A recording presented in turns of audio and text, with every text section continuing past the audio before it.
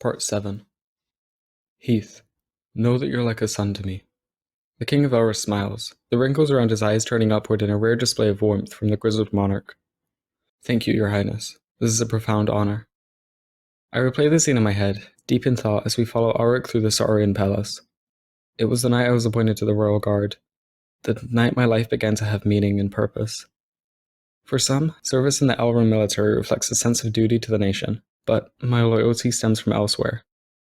Born into nobility and tutored by the nation's elites, I trained alongside the members of the royal family, and they showed me nothing but kindness.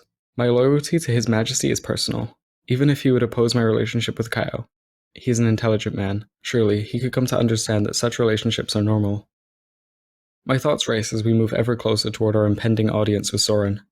I know the proper move is to depose the Dark Emperor, but deep down, a piece of me longs to see the world he would create. What if I gave in? This way, Auric speaks, his voice shaking slightly. Is he nervous? The young man leads us into a small courtyard dotted with statues of elderly men. Clad in fine garb, they emanate a regal aura. At the base of each, names and dates are inscribed. These are graves. I exchange a confused glance with Kaio as we move through the silent burial ground toward a stone structure at the far end. The building appears to be the entrance to a crypt, the metal gates unlocked and hanging wide open to reveal an ancient staircase. Soren is in the catacombs. Auric hesitates before continuing. We can wait for him if you wish. Nonsense. Now is as good a time as ever. I step forward, grabbing a torch from the wall.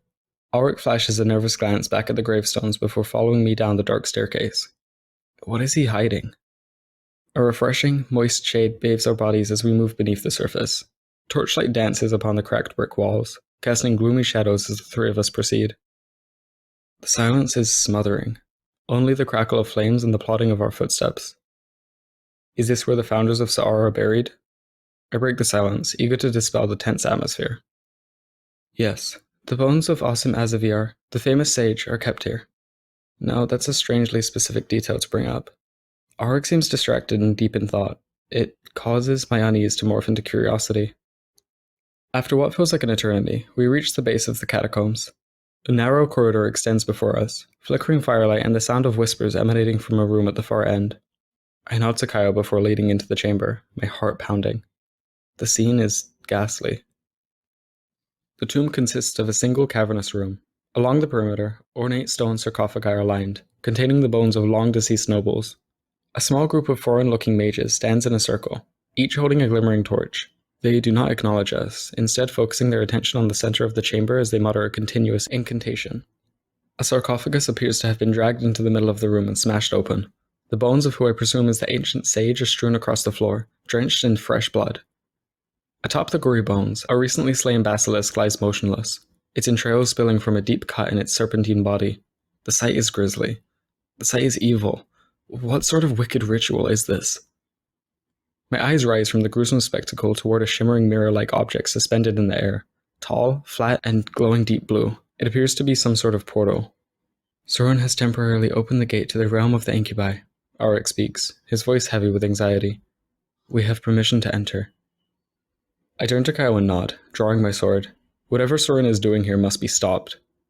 I step up onto the stone rubble, ascending toward the portal. My reflection looks back at me from the glassy blue surface before I step forward and enter. As I move through the magic gate, a brief tingling sensation overtakes my body, lasting only a moment before I stumble onto the other side. The world I find within is not what I expected. I stand in a small room, the walls lined with dusty shelves supporting glass jars and wooden boxes. It appears to be a cellar, and one untouched for many years. The light of the portal casts a pale glow across the space, illuminating a ladder in the corner leading into a room above. Auric and Kaio emerge from the portal behind me, both just as surprised as I am. This has been a preview. For the full audio, visit kaiaubrey.gumroad.com.